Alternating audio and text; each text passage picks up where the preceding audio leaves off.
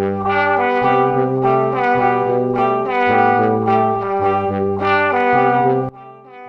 morning. It is Saturday the 12th of April. It's April. And I am coming to you from a hotel room in Columbus. And we are about to embark on it's the second day of the convention, but our first day at SekaiCon 2025. It is the first year for this convention, and we're very excited to be here and be a part of it. We've got 3 panels today. I have to double check the schedule. We have 3 panels today and then 1 tomorrow. And so I'm going to take you along with us while we do our convention thing. Let's go! So the current plan for the day. I'm going to go meet up with the guys at the convention center, and then we are going to do our first pass through the dealer room. When we go to conventions, that's where we spend the majority of our time, because we like looking at artists and supporting artists and seeing what kind of cool stuff we can find. So we're going to go run around the dealer room and see if we can hit a couple panels before our panels later this afternoon. And then we'll tell you a little bit about the panels that we're doing for this convention. Which is it? Over there, boys. Yeah. What are we doing? SekaiCon panel on today. What? We're doing Guess the Anime opening. Woo! Don't break the equipment! Somehow I feel this is Taryn's fault. Oh no. This isn't gonna work out, is it? Right now we're setting up for our first panel of the day. We're doing Guess the Anime intro. We're doing it in teams, and I feel like Producer put the hive mind together, so I feel like me and TJ are either going to be at a disadvantage or they're going to like eat themselves from the inside. What now? Not you, those two. Okay. Oh, I should have believed you. It works! I hope there's no nuts in Levi then. Huh? If Taryn's eating them. That's not, it's a figure of speech. Okay. So we're currently setting up for our first panel at SekaiCon, and we have found the most fascinating thing that we've seen all day. The magical physics-defying chair. Why is it bent like that?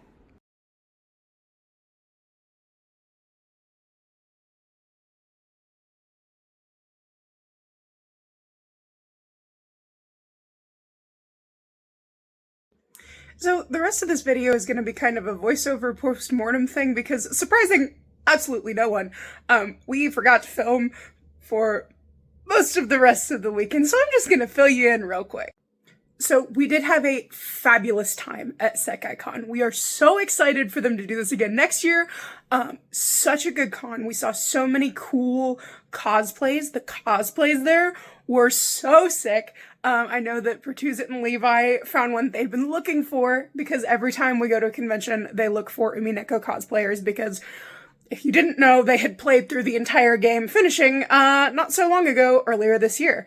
And so they found an Erica cosplayer, and she was nice enough to take a picture with them, and I'll insert that picture in here somewhere for you to see. They got so excited, and she was so cool to talk to. And so we didn't get a whole lot of... We were so bad at filming, y'all. So many cool cosplays. The venue was so sick. We had a great time at our panels. So starting off in, chronological order. We started off the day with our Guess the Anime Intros panel.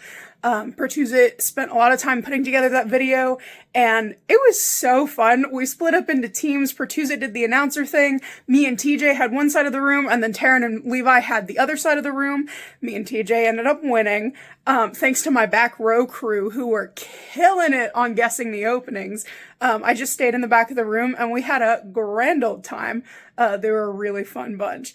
And then we did our D&D and anime panel later that afternoon. We should have gotten footage with the big D20 because everyone loves the big D20.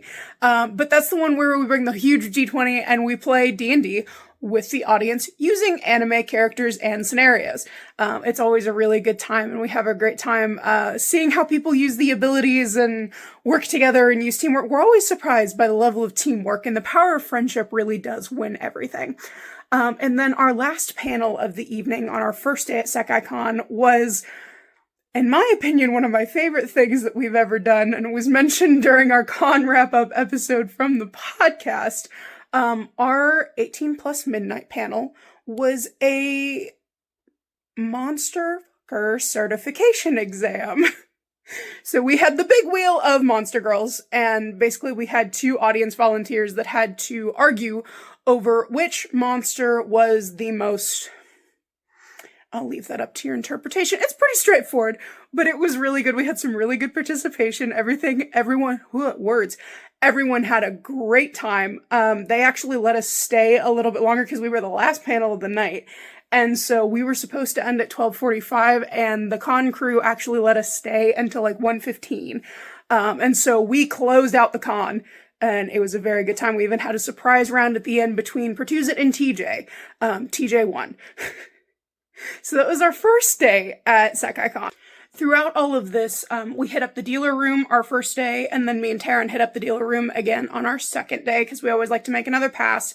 And we are impulse buyers, because we have been burned far too many times before with us finding something really cool at a booth and being like, okay, mental check mark, I'm coming back to get this because I want to see all my options and figure out what exactly I want. No, we're a see it, buy it now, because the amount of times that we have gone to buy things at conventions that have been really cool and they've run out, we don't play that game anymore. So if you see us walking around with armfuls of merchandise at conventions, yes, we did impulse buy it. But we hit the dealer room. I got some really cool art, which I'll show off here in just a moment. And then our last panel of the convention and our panel on the second day was an oldie but a goodie, Genshin and Chill, or it's kind of, I think it's expanded to Into the Hoyoverse, because we don't just talk about Genshin anymore. And it's just kind of an open, relaxed forum talking about stuff in the games, past, present, future, what some of the favorite plot points have been, some favorite characters, what you're looking forward to, some like theorizing stuff. Super chill, always a good conversation with whoever comes and hangs out with us for that hour. And we had a really good time. And yeah, overall convention, super well run. Cannot stress that enough. I know we mentioned that in our con wrap-up podcast video. The staff was awesome. The event was so well run. Everything was like clearly marked. Super easy to go in and get passes. Everyone that we talked to and that helped us set up our stuff for the convention for where we were doing panels, awesome to work with. Super intuitive on how to like helping us get the equipment together and stuff. We don't have enough nice things to say about this convention. It was a great one, and we cannot wait to go back next year. So yeah, I'm gonna go show off the art that I bought now. So starting off strong, we have the new additions to my pin collection. If you didn't know, every time we go to a convention, I like looking for funky earrings and pins like this, and I wear them to work because they're spooky, and I'm spooky, and I like being spooky in a professional corporate setting. And so I will actually pull up footage of the websites from each of these. So I got all of these from a booth called Geeky Endeavors. It's like an art collective. Their website is super cool. They showcase art and more specifically pins from all kinds of artists. And so I got these all from different artists. This one's actually one that I got my dad, and it says, yes, I do need all these board games. And then I'll insert a picture here. I got myself and my mother one that says, yes, I do need all of these dice. So that's very fitting for our family.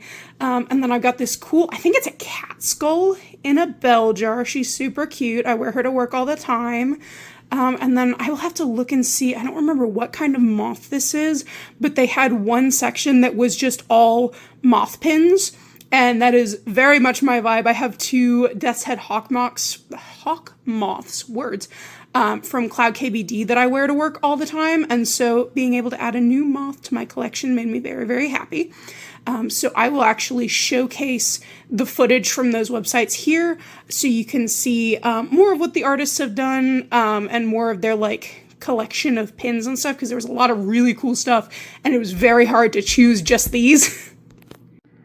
And these I am so excited to show you. This was the first thing that I bought when we went in the dealer room. Because like I said before, we're big, big impulse buyers. But I passed by this booth, this artist booth in the dealer room, and I absolutely could not resist because look how pretty that is. I mean, I love this sketchy line work, and the gold is absolutely stunning.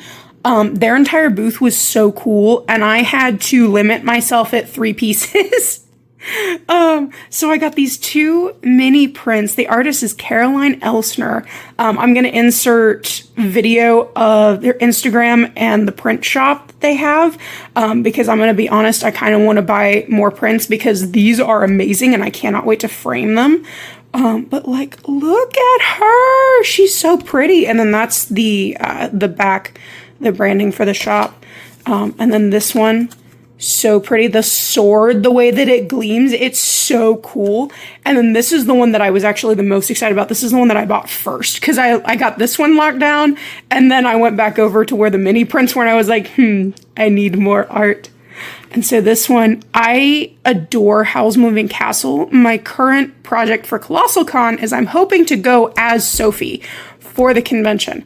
And so I saw this, and with the like silver leaf and everything, I could not buy it. And I am so excited to frame this, and I am really excited to save up more money and buy more prints because, oh my god, absolutely stunning. Look at Howl and Sophie. So yeah, big art fan. Definitely support your local artists at conventions because then you get cool shit like this, and this is beautiful and I can't wait to hang it on my walls.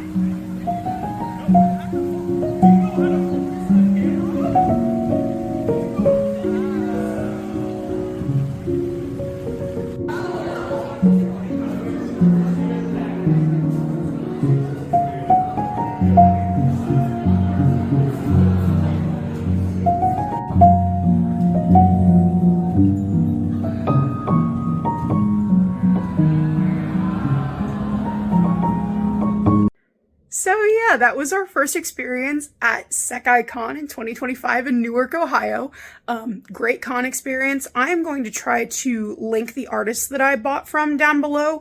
They both have shops if you liked anything that you saw that I bought and you want to go scroll through because they had so much cool stuff. And when I tell you I had to stop myself from spending more money to buy more pins and more prints, it was a struggle, y'all. But we had a great time, and I got cool art, and that's really all that matters. So yeah, we're going to try to do another one of these for ColossalCon, and hopefully we will remember to film. So yeah, we'll catch you next time!